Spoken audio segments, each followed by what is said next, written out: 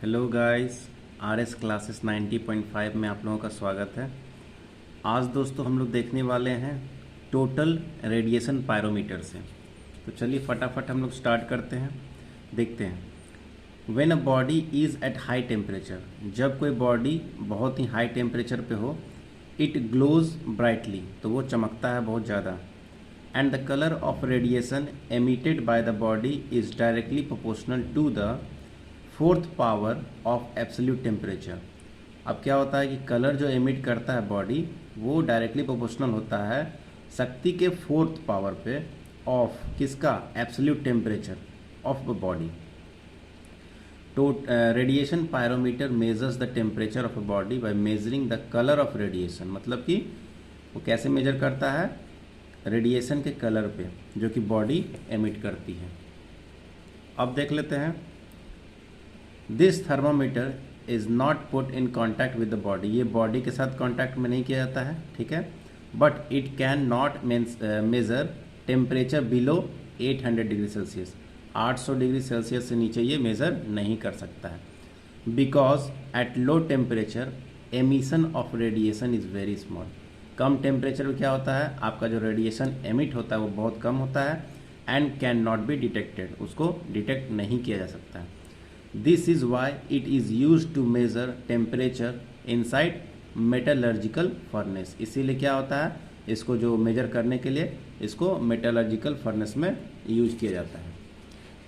आगे देख लेते हैं स्पेसिफिक हीट कैपेसिटी क्या होता है। Specific heat capacity of a material is the amount of heat required to raise the temperature of unit mass of a substance through 1 degree Celsius या 1 degree. Its SI unit is joule per kilogram kelvin, joule per kilogram kelvin. अब आगे देख लेते हैं।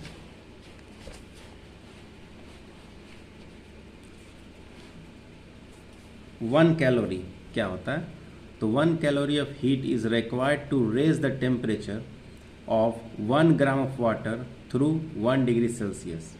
Hence specific heat capacity of water is 1 calorie per gram degree Celsius। 1 calorie पर gram degree Celsius बराबर का जो वैल्यू होता है 4200 जूल पर केजी केल्विन होता है। हम लोग कुछ देख लेते हैं specific heat capacity of different material, मतलब कि कुछ मटेरियल्स का स्पेसिफिक हीट कैपेसिटी का वैल्यू कितना होता है। तो पानी का होता है 4200 जूल पर केजी पर केल्विन, आइस का होता है 2100, आयरन का होता है 460, केरोसिन ऑयल का 210 होता है, मरकरी का होता है 140 और लेड का होता है 130। ये आपका स्पेसिफिक हीट कैपेसिटी है। अब हम लोग आगे देख लेते हैं कि ये तो बता ही दिया कि 4200 वाटर का होता है। यहाँ देख लीजिए, for a gas specific heat capacity can be defined in infinite number of ways. मतलब बहुत सारे तरीक़ों से आप डिफाइन कर सकते हो स्पेसिफिक हीट ऑफ गैस का। As the amount of heat required to increase the temperature depends upon the condition under which gas is being heated. अब कुछ फॉलोइंग स्पेसिफिक हीट देख लेते हैं। Following 2 specific heats of a gas are of special significance. पहला है specific heat of a gas at constant volume, ठीक। दूसरा होता है specific heat of a gas at constant pressure. 2 तरह का स्पेसिफिक हीट होता है, एक कांस्टेंट वॉल्यूम पर, एक कांस्टेंट प्रेशर पर। फिर है if in place of unit mass 1 mole of a gas is heated. अगर यूनिट मास के जगह पर अगर 1 मोल ऑफ गैस को अगर हम हीट करते हैं तो heat required to increase the temperature by unity is called molar heat capacity, ठीक है। We have 2 types of molar heat capacity. अब मोलर हीट कैपेसिटी भी क्या होता है, 2 तरह का होता है। पहला है molar heat capacity at constant volume and molar heat capacity at constant pressure. कुछ रिलेशन देख लेते हैं हम लोग। Cp by C V is equal to S P by S V is equal to constant है, इसको बोलते हैं एडियाबेटिक एक्सपोनेंट, ठीक है। इसको गामा बोल सकते हैं, इसको एडियाबेटिक एक्सपोनेंट कहा जाता है of a gas. Value of gamma depends only upon the atomicity of gas. मतलब कि ये जो है आपका एटोमिसिटी पे डिपेंड करता है। अब Cp is equal to mSp, Cv is equal to mSv और m यहाँ पे क्या है, molar mass of a gas है। Cp/Cv ये सब फॉर्मूला है, ये सब आपको दिमाग में रखना है, ठीक है। वैसे कुछ न्यूमेरिकल्स आता नहीं है, लेकिन फिर भी आप लोगों को एक बार देख लेना है, ठीक है। Cp-Cv is equal to R in SI units and Sp-Sv is equal to R/J in CGS unit. बस इसको आप लोग एक बार राउंड ऑफ कर देना। चलिए आगे देखते हैं थर्मल एक्सपेंशन क्या होता है। When a body is heated its length, surface area and volume increases. जब कोई बॉडी को हीट किया जाता है तो उसका लेंथ और सरफेस एरिया और वॉल्यूम, ठीक है, आयतन, वो क्या होता है, इंक्रीज हो जाता है। The increase in length, area and volume with the increase in temperature are measured in terms of coefficient of linear expansion और लीनियर एक्सपेंसिबिलिटी। इसके आधार पे आप मेजर कर सकते हो, ठीक है, उसकी जो आपका चेंजेस आ रहा लेंथ, एरिया और वॉल्यूम में। कोएफिशिएंट ऑफ एक्सपेंसिबिलिटी जिसको अल्फा बोलते हैं, कोएफिशिएंट ऑफ सुपरफिशियल एक्सपेंशन और सुपरफिशियल एक्सपेंसिबिलिटी बीटा बोलते हैं, and coefficient of cubicle expansion और क्यूबिकल एक्सपेंसिबिलिटी इसको गामा कहते हैं। मतलब कि जो एक्सपेंशन होगा सुपरफिशियल, लीनियर एक्सपेंशन होगा आपका लेंथ के लिए, उसके बाद सुपरफिशियल होगा आपका सरफेस एरिया के लिए, और एक्सपेंसिबिलिटी ये जो कोएफिशिएंट क्यूबिकल होगा आपका वॉल्यूम के लिए। कुछ रिलेशन देख लेते हैं। Alpha is to beta is equal to gamma is equal to 1:2:3। तो यहाँ से देख सकते हैं अगर ये दोनों को हम लोग ये दोनों कंपेयर करें तो बीटा बराबर क्या हो जाएगा 2 अल्फा हो जाएगा। उसके बाद उसी तरह से आपका जो गामा है, गामा और अल्फा में देखेंगे तो लिखेंगे तो क्या हो जाएगा 3 अल्फा हो जाएगा, gamma is equal to 3 alpha. अब आगे देख लेते हैं हम लोग एनोमलस एक्सपेंशन ऑफ वाटर क्या होता है। Almost every liquid expands with the increase in temperature. सारा लिक्विड क्या होता है आपका एक्सपैंड करता है टेम्परेचर को बढ़ाने पर।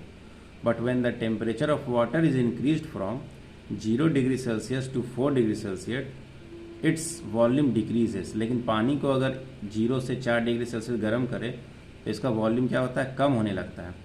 If the temperature is increased above 4 degree Celsius, अगर टेम्परेचर 4 डिग्री से ऊपर अगर गर्म किया जाए तो क्या होता है, ये आपका वॉल्यूम बढ़ने लगता है। क्लियरली यहाँ से पता चलता है कि डेंसिटी ऑफ वाटर जो होता है वो मैक्सिमम होता है कहाँ तक, 4 डिग्री सेंटीग्रेड पे। अगला हम लोग देख लेते हैं ट्रांसमिशन ऑफ हीट क्या होता है।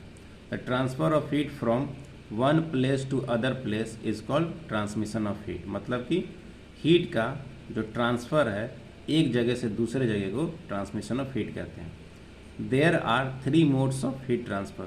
3 तरह के हीट ट्रांसफ़र का आपका मोड्स है। पहला कंडक्शन, कन्वेक्शन और रेडिएशन। कंडक्शन क्या होता है, in this process the heat is transferred from one place to other place by the successive vibrations, ठीक है, by the successive vibrations of the particles of the medium without bodily movement of the particles of the medium. In solids, heat transfer takes place by conduction. जो आपका solids है उसमें conduction के माध्यम से heat transfer होता है। उसके बाद metals are in general good conductor of heat. मतलब कि मेटल्स जो होते हैं आपका हीट का गुड कंडक्टर होता है। Whereas brick, concrete, felt, ice, wood, sawdust, paper, air, glass, cloth are bad conductor of heat. ठीक है, ये सब आप देख लेना, ये सब एग्जाम्पल है बैड कंडक्टर ऑफ हीट का। This is why ice is packed in sawdust to save it from melting. मतलब कि जो आइस होता है इसीलिए आपका सॉडस्ट में पैक्ड होता है ताकि ये मेल्ट इतना जल्दी आसानी से ना हो। अब आगे देख लेते हैं हम लोग कन्वेक्शन क्या होता है। ठीक है, तो convection, in this process the heat is transferred by the actual movement of the particles, ठीक है, of the movement from one place to other place. Due to movement of particles, a current of particles set up which is called convection current.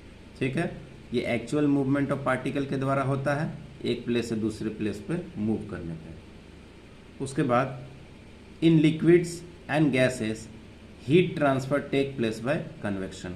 Liquid और gases में जो आपका उष्मा का जो transfer है वो कैसे हो रहा है, कन्वेक्शन के माध्यम से।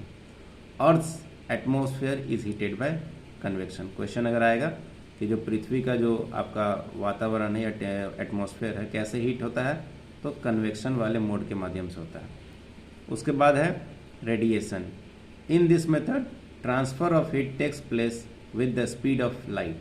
मतलब कि इस क्या होता है, इसमें जो आपका ट्रांसफ़र होता है हीट का वो लाइट के स्पीड के बराबर होता है without affecting the intervening medium. मतलब कि जो बीच का मीडियम है वो भी आपका डिस्टर्ब नहीं होता है। अब देख लेते हैं न्यूटन्स लॉ ऑफ कूलिंग क्या होता है। The rate of loss of heat, मतलब कि आपका हीट का लॉस हो रहा है यहाँ पे बाय द बॉडी के द्वारा, is directly proportional to the difference in temperature. क्या हो रहा है, वो डायरेक्टली प्रोपोर्शनल हो रहा है टेम्परेचर के बीच का difference between the body and the surrounding. दोनों के बीच का जो टेम्परेचर डिफरेंस हो रहा है उसी के डायरेक्टली प्रोपोर्शनल हो रहा है। इसी को कहते हैं न्यूटन्स लॉ ऑफ कूलिंग। अगला है Kirchhoff's law. According to Kirchhoff's law, the ratio of emissive power to the absorbed power is same for all the surfaces at the same temperature and is equal to emissive power of a black body at that temperature. Kirchhoff's law क्या बोलता है, law signifies, सारांश यहीं पे है कि good absorber are good emitter. ठीक है, जो अच्छा एब्जॉर्बर है वो एक अच्छा मतलब कि बाहर फेंकने वाला भी है, तो गुड एमिटर भी है। अब एक देख लेते हैं सिस्टम क्या है। If a shining metal ball with some black spot on its surface is heated to a high temperature, बहुत ही ऊपर टेम्परेचर पे हीट किया गया एक आपके शाइनिंग मेटल बॉल को, एंड देन इन डार्क, अब क्या हो गया, उसको प्लेस कर दिया गया डार्क में, तो जो शाइनिंग बॉल है बिकम्स डल। अब क्या होता है, जो बॉल जो शाइन कर रहा था वो तो डल हो गया, but the black spot shines brilliantly. जो आपका ब्लैक स्पॉट था उस पर बॉल पे वो आपका बहुत अच्छी तरह से शाइन करने लगा। Because black spot absorbs radiation during the heating. अब गर्म जब हो रहा था उस समय क्या होता है, ये ब्लैक स्पॉट जो था वो आपका रेडिएशन को एब्जॉर्ब कर रहा था, और अब जब अंधेरा हो गया तो क्या हुआ, वही जो था वो आपका एमिट करने लगा। इसीलिए बोला जाता है कि good absorber is a good emitter. अब स्टीफेंस लॉ से हम लोग अगले लेक्चर में देखेंगे। तो चलिए, लेक्चर अच्छा लगा हो तो please like, subscribe and share जरूर कर दें। Thank you very much.